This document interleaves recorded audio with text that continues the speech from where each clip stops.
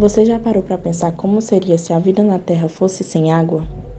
Felizmente, somos conhecidos como o planeta Água, não é?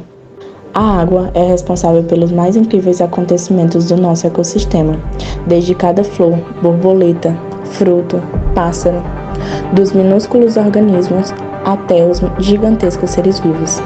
Mas e se faltasse um ingrediente nessa receita? Olá, eu sou a Ingrid Rodrigues, estudante do primeiro ano do ensino médio, e estou apresentando o projeto Água para Todos. Dentre todos os seres vivos, existe uma característica indispensável. Eles precisam de água para sobreviver, o que para nós brasileiros não deveria ser um problema, já que nós possuímos mais de 12% de toda a água doce do planeta. Isso são cerca de 1,46 trilhões de litros, que nós utilizamos no consumo, agricultura, pecuária, higiene, dentre tantas outras coisas. Mas se a água é algo tão importante para a vida e algo tão abundante no Brasil, por que diversas regiões sofrem com a má distribuição das águas? Por que tantas pessoas sofrem com o estresse hídrico? Uma pesquisa realizada pela nossa equipe identificou que 56% dos habitantes da zona urbana de Acopiara consideram a qualidade d'água aceitável para o consumo. Dados preocupantes, visto que 74% consideram o atendimento a essas problemáticas regular. Estes dados servem para nos fazer refletir, não só acerca da baixa qualidade da água distribuída para o consumo, como também a falta de políticas voltadas para a resolução desses problemas. Para entendermos melhor como funciona o tratamento e a distribuição da água, o nosso repórter de campo Douglas Moreira foi entrevistar o diretor do SAI de Irapuã Pinheiro. Olá, eu sou o Douglas, aluno da escola Alfredo Nunes de Mello. Estou aqui com o diretor do SAI, o Carlos, e ele vai responder algumas perguntas sobre como é a distribuição de água e tudo mais, e vai nos contar um pouco sobre como é que o SAI funciona. Bom dia, Carlos. Aí eu queria que você começasse assim, respondendo uma pergunta pra gente. Fale um pouco sobre o tratamento da água, que a água que é distribuída aqui para o pessoal da população. Bom dia, como já foi apresentado, eu me chamo Carlos Renan, estou diretor do SAI. O tratamento da água, ele depende muito da quantidade das quantidades de água que a gente tem. Hoje, graças a Deus, a gente tem uma quantidade de água razoável, que influencia na qualidade e que nos possibilita usar somente o cloro, que o cloro age matando os micro-organismos, os micróbios da água que causam doenças. A gente só usa o cloro na pré e na pós-cloração, que é antes da água passar no filtro, que também é um tratamento que filtra as impurezas, as sujeiras, e depois que essa água passa no filtro. Aí, depois disso, ela é bombeada para as casas dos nossos usuários. Pronto. Aí tem outra pergunta também, que é como que ela é distribuída aqui pela região? Pronto. Hoje a nossa fonte de captação é o açude de Anipapeiro, lá na Betânia, A gente capta a água lá, bombeia, ela passa nos filtros, como eu já expliquei, que recebe a pré e a pós-cloração. Aí de lá ela é bombeada para as elevadas, que são as caixas altas. Aí existe uma na Betânia, existe uma na Vajota, que pega um sítio próximo da Betânia, existe uma caixa na Aurora, e existe aqui o nosso tanque apoiado, que também se encontra numa área mais alta da cidade, que distribui para todas as residências. Ótimo. E eu queria saber assim, qual é a importância dessa distribuição assim, de água e também os produtos que vocês colocam nela para a população.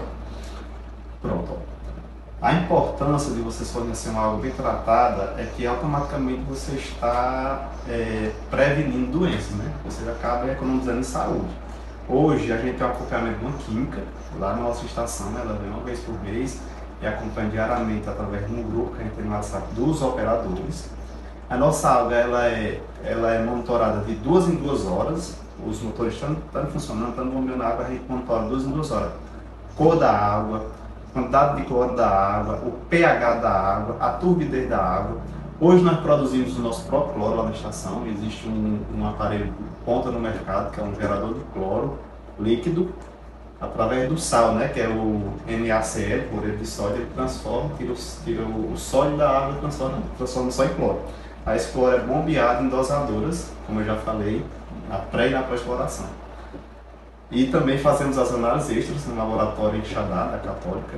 Uma vez por mês a gente coleta água nas pontas de rede, que a gente chama, aqui na cidade, na Betânia e na Aurora, para saber como é que está a nossa água, que a gente está fornecendo. Graças a Deus, todas as nossas análises elas vêm. E como que o pessoal assim tem o acesso a essa água? Pronto. A água, o poder de abastecer a água, ele tem o domínio desse bem é do município, né? O município é quem decide qual vai ser a empresa que vai abastecer a água dentro daquele território. Alguns municípios são SAAR, como é o nosso caso, tem alguns que são CAGES, que eu acredito que é a cooperação CAGES, que é a empresa estadual. E além disso, o morador ele também pode buscar a sua própria fonte, num poço, num cacimbão, num açude. Mas quem não tem esse bem, digamos assim, ele pode vir no site, solicitar uma religação. Se estiver dentro da nossa área de atuação, a gente vai fazer as instalações necessárias para fornecer água para essa pessoa, para essa família. Entendi. E assim, se não fosse a sede do SAI, né? Como seria assim, para a população ter essa disponibilidade de ter água, né? Porque eu sei que, querendo ou não, aqui quando tem água o suficiente na região, dificilmente deve faltar, não tô certo? Mas se não tivesse, assim, como é que a população ia ter acesso a essa água, viria constantemente, será para ela ou não? Pronto, vamos supor aqui duas situações. A primeira, se não existisse o SAI, né? Antes, quando não existia o SAI, quando não tinha um sistema, existia o chafariz, né? Que era nos pontos mais embaixo da cidade ali, se eu não me engano, próximo da igreja. Aí cada morador, cada residência ia buscar a água que demandava para o dia lá.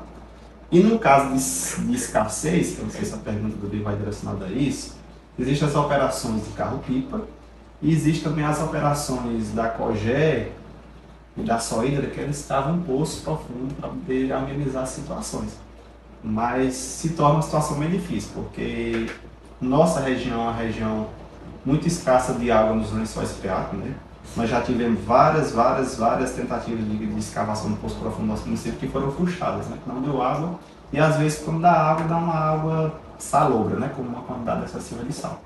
Então não sei se a pergunta é mais ou menos isso, mas... Não, mas respondeu bastante o que eu acho que a gente precisava saber, assim, né? Pelo menos o básico, que é o que a gente precisa saber, assim, para ficar informado. Você acha que tem mais alguma curiosidade seja interessante para contar sobre o SAI, sobre tudo isso? Como eu falei para vocês, hoje a gente existe um mecanismo de produção de cloro e tratamento bem diferente, né?